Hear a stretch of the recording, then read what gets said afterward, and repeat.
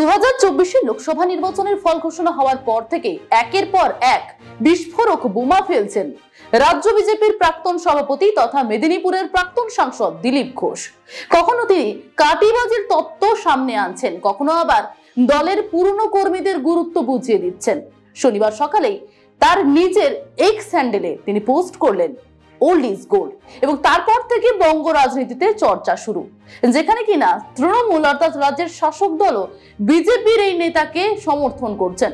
যেখানে দেখা গেল রাজ্যের কলকাতার যিনি মেয়র ফিরহাদ হাকিম তিনি কিনা দিলীপ ঘোষের সমর্থন করছেন। তিনি কিন্তু বলছেন যে দিলীপ ঘোষের কথা একেবারে সঠিক, কারণ তিনি ওল্ড ইজ গোল্ড যে তত্ত্ব সে তত্ত্বে একেবারে একমত অর্থাৎ সহমত জানিয়েছেন তিনি।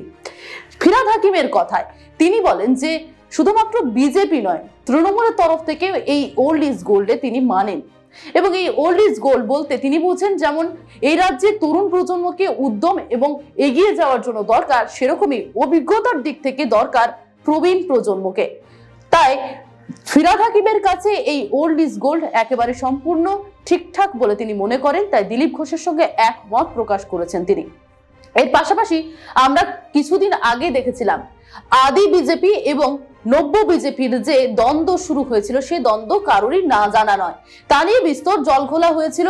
এবং যদি তৃণমূলের দিকে নজর রাখা যায়, সেখানেও নবীন এবং প্রবীণের মধ্যেও আমরা দ্বন্দ্ব দেখেছিলাম, যেখানে কিনা আমরা দেখেছিলাম রাজ্যের সুপ্রিমো যিনি রয়েছেন মমতা বন্দ্যোপাধ্যায়, তৃণমূলের সুপ্রিমো মমতা বন্দ্যোপাধ্যায়কে নিয়ে যেমন প্রবীণরা একেদিকে উঠেছিলেন লেগে পড়ে, সেরকমই অভিষেক বন্দ্যোপাধ্যায় অর্থাৎ নবীন যারা সমর্থকরা তারা কিন্তু অভিষেক বন্দ্যোপাধ্যায়ের সমর্থন করেন বলে একেদিকে কিন্তু তারাও তার সমর্থন শুরু করেছিলেন, যা নিয়ে কিন্তু একটা দ্বন্দ্ব শুরু হয়েছিল এবং নবীন এর প্রবীণ এই দুই দলের মধ্যে যথেষ্ট টানাপোড়েন শুরু হয়েছিল। এবং সেই কথা বলতে গিয়ে বলা যেতেই পারে যেমনটা একদিকে রয়েছে বিজেপি, অন্যদিকে তৃণমূল, দুই দলেরই কিন্তু আমরা দ্বন্দ্ব দেখেছিলাম এই নব্য বিজেপি এবং প্রবীণ বিজেপি, অন্যদিকে প্রবীণ তৃণমূল এবং নবীন তৃণমূলের মধ্যে। এই কথা এতটাই জলঘোলা হয়েছিল যেখানে মমতা বন্দ্যোপাধ্যায়কে খোদ মন্তব্য প্রকাশ করতে হয়েছিল, যেখানে মমতা বন্দ্যোপাধ্যায় নিজে বলেছিলেন আমাদের নবীন এবং প্রবীণ দুই দলকেই দরকার, কারণ প্রবীণ মানে হচ্ছে পুরনো চাল ভাতে বাড়ে আর নবীন মানে আগেই তারা বাড়ে।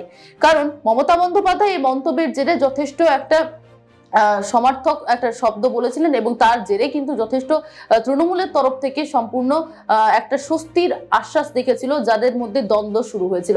কিন্তু এই দিলীপ ঘোষ যিনি কিনা এখন একেবারে বারে বারে চর্চায় উঠে আসছেন, কারণ তার যে হার হয়েছে বর্ধমান দুর্গাপুর লোকসভা কেন্দ্র থেকে, যেখানে তিনি জিতেছিলেন মেদিনীপুর থেকে বারে বারে, সেখান থেকে তাকে সরিয়ে দেওয়ার পর থেকেই কিন্তু তার এই হার হয়েছে বলে দিলীপ ঘোষ নিজে মন্তব্য করছেন এবং এই দিলীপ ঘোষের মন্তব্যের জেরেই কিন্তু বারে বারে চর্চা উঠে আসছে। এবং তার এই ওল্ড ইজ গোল্ড আজকে যে মন্তব্য তিনি কিনা টুইটারে করেছেন অর্থাৎ সাবেকি যেটা এক্স হ্যান্ডেল সেখানে পোস্ট করেছেন এবং তারপর থেকেই কিন্তু একটা ইঙ্গিতপূর্ণ বার্তা আসছে। এখন দেখার বিষয় দিলীপ ঘোষের এই ওল্ড ইজ গোল্ড তত্ত্ব কতটা নেয় বা কতটা গুরুত্ব দেয় বঙ্গ বিজেপি বা কেন্দ্রীয় স্তরের বিজেপি, সেদিকেই আমাদের নজর থাকবে।